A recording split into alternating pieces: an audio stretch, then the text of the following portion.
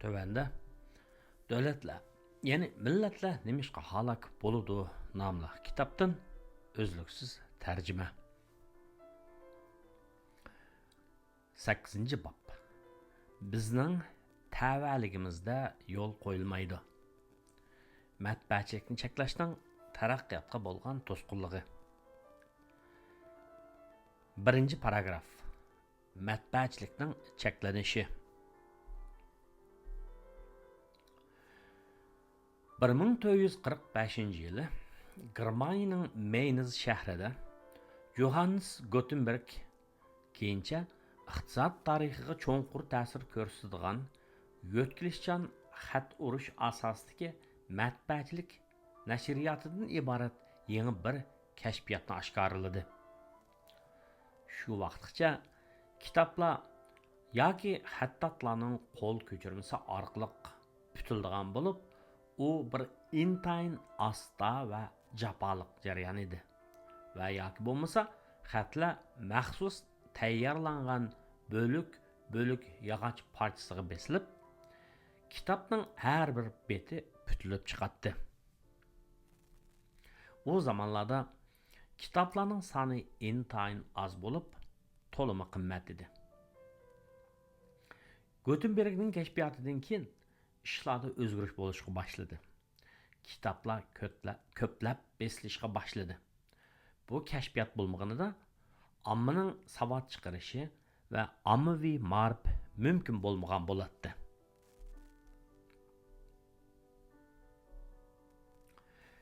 G'arbiy Yevropada matbaachilikning muhimligi tezla bayqaldi. 1460 yili Fransiyaning Strasburgdagi chegarani kesib o'tadigan yerda allaqachon matbaachilik shirkati qurilib bo'lgan edi.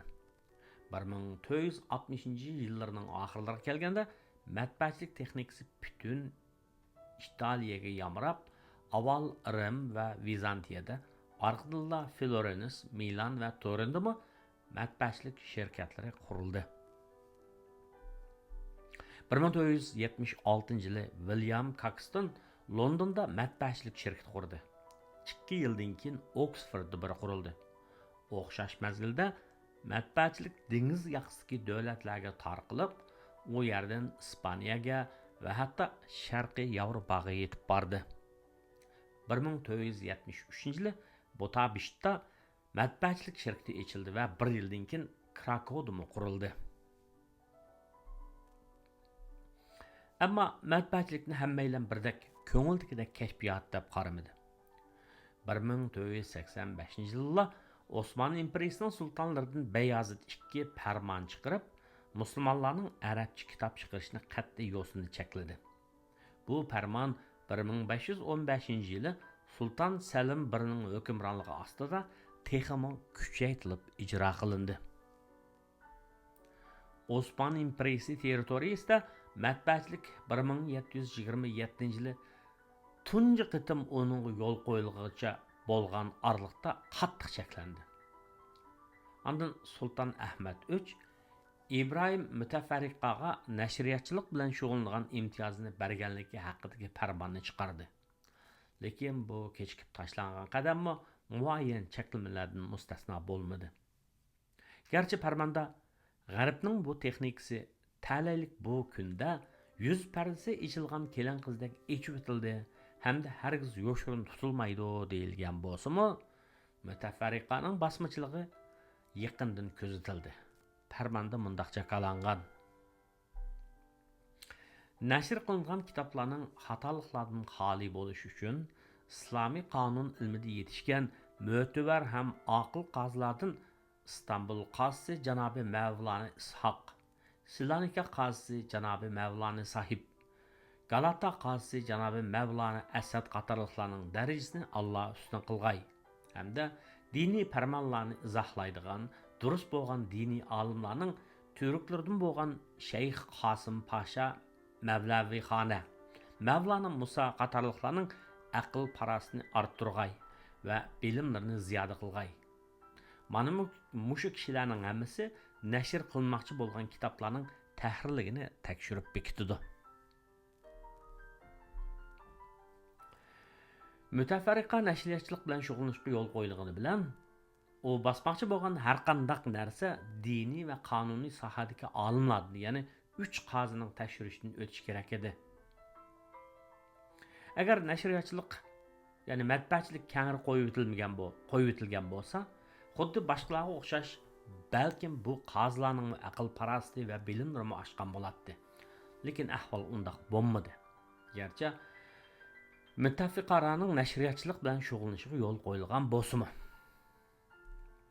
Shundaq bo'lganlikdan nashriyatchilikqa ijozat berilgandan keyin 1729-yildan boshlab mutafarriqa uni to'xtatgan 1743-yilgacha bo'lgan vaqt ichida aran 17 yil kitobni nashr qila olgan. Turkiyadagi Osmanlı imperiyasining markaziy chambargining sirtidagi yerlarda bo'lsa, matbuotchilik texnika keyinda qolgan. Masalan, Misrda 1798-yilga kelganda Napoleon Bonaparte Misrni istilo qilish g'arizidan voz kechgandan keyin u yerda qilib qolgan fransuzlar qurgan matbaa bo'lgan. Taki 19-asrning 2-yarmigacha bo'lgan aralıqda Osmanlı imperiyasida kitob nashr qilish ishini asosli xattatlar qo'l bilan ko'chirish usuli orqali ustiga olgan. Aytilishicha, 18-asrning 5-ida İstanbulning o'zida 80 ming xattat bo'lganmish. Matbuotchilikka bo'lgan bu xil qarshilikning xalqning savod chiqarishi, ma'rif va iqtisodiy muvaffaqiyatlarga bo'lgan ta'siri ajallik bo'lgan.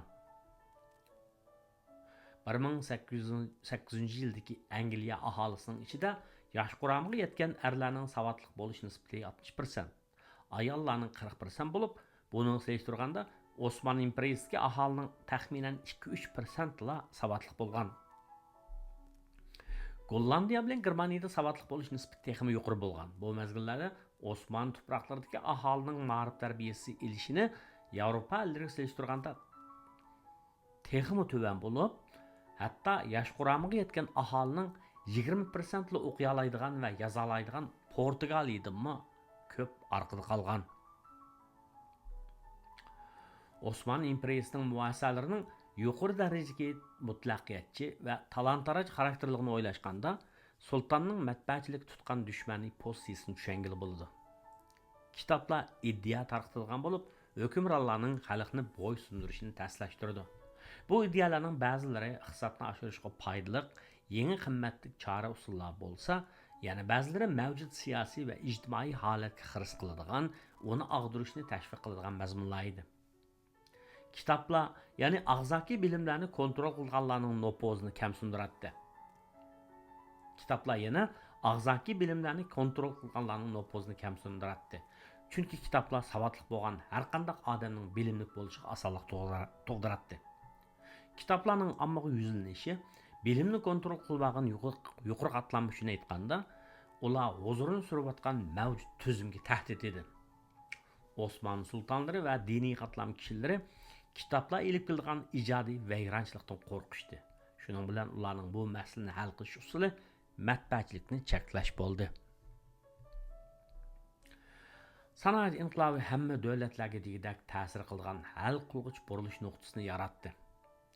Angliyaga o'xshash davlatlarda savdo, sanoatlashish va eglik tiklash harakatlarining mavjud bo'lishiga yo'l qo'yilib qolmasdan balki yana u faoliyatlarning rivojlanishiga aktivlik bilan ilhom berdi. Natijada ular gullandi. Yana nurg'un davlatlar, masalan, Osmanlı imperiyasi va Xitoy mamlakatlari sanoatlashishni to'sqanligi yoki eng kamida uning taraqqiyotiga ko'ngil bo'lmagani uchun keynida qoldi.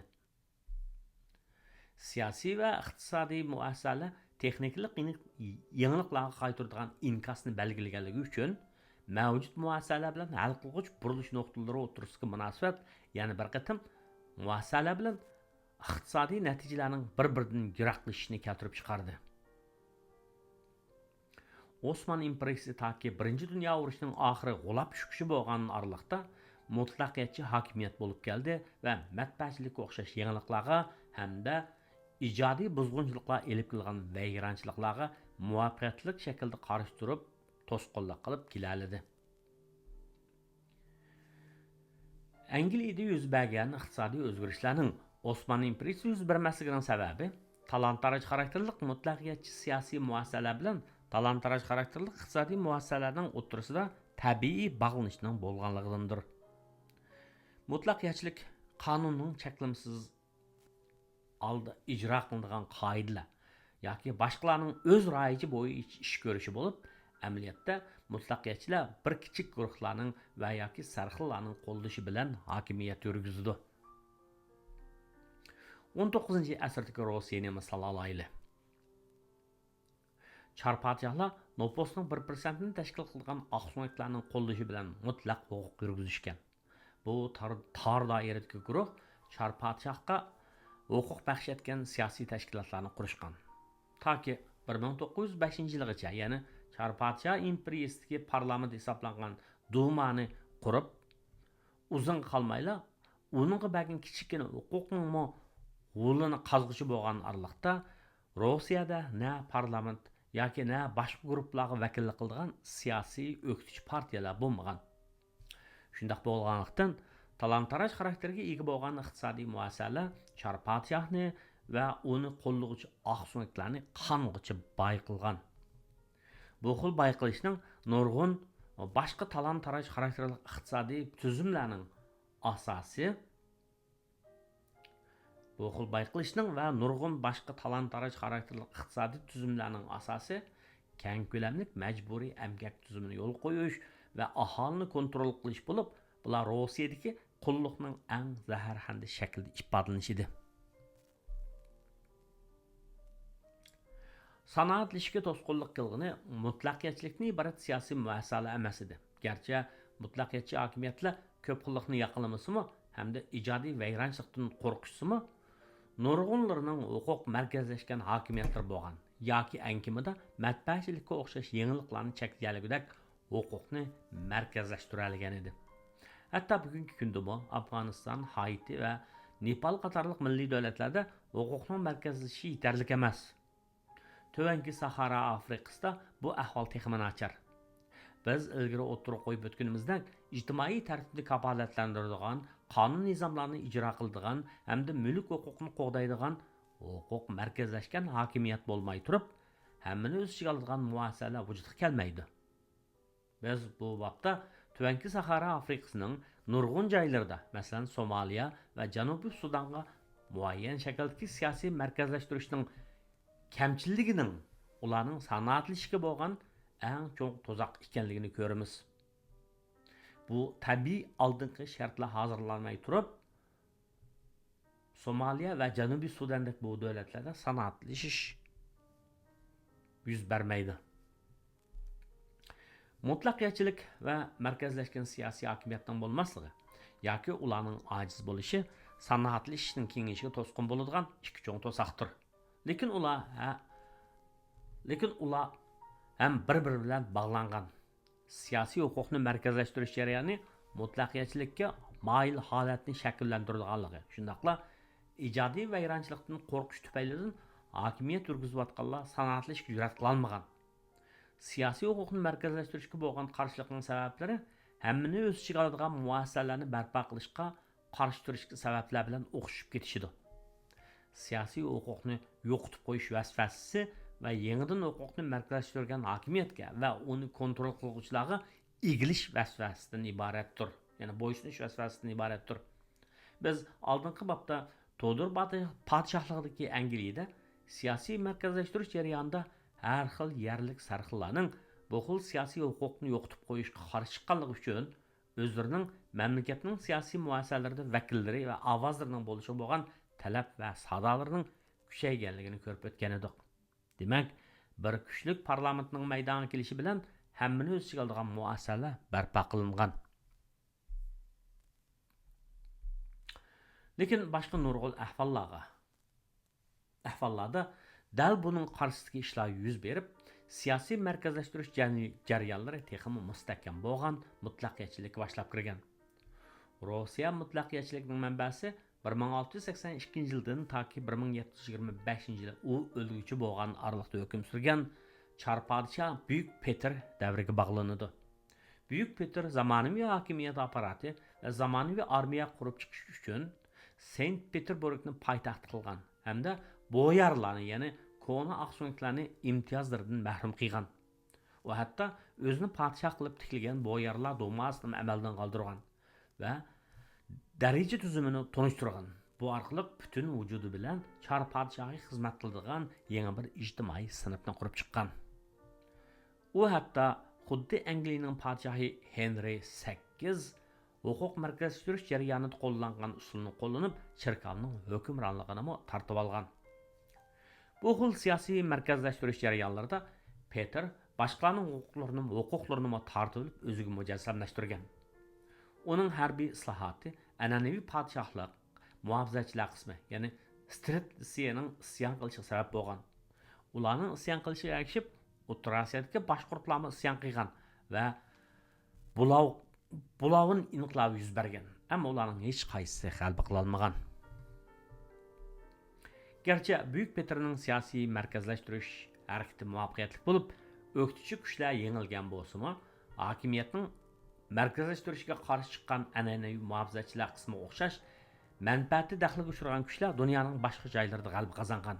Buning natijasida huquq markazlashmagan va shu sabab har turli talon-taroj xarakterli siyosiy muassasalar davomli mavjud bo'lgan. Bu vaqtda biz sanoat inqilobi tarafidan yaratilgan muhim burilish nuqtalarida qandaqsiga nurg'un davlatlarning fursatlardan mahrum qolganligi va sanoatlashishning kengayishi ilib kelgan ne'matlardan quruq qolganligini tushundiramiz. Sanoat inqilobidan iborat bu g'oyat zo'r parovozga chiqolmaganlar yoki Osmon imperiyasidak talon-taroj xarakterli iqtisodiy muassasalari mutlaqiyatchi siyosiy muassasalar bo'lgan hukumatlar bo'lgan yoki Somaliga o'xshash siyosiy huquqning markazlashishi kamtuk davlatlar bo'lgan.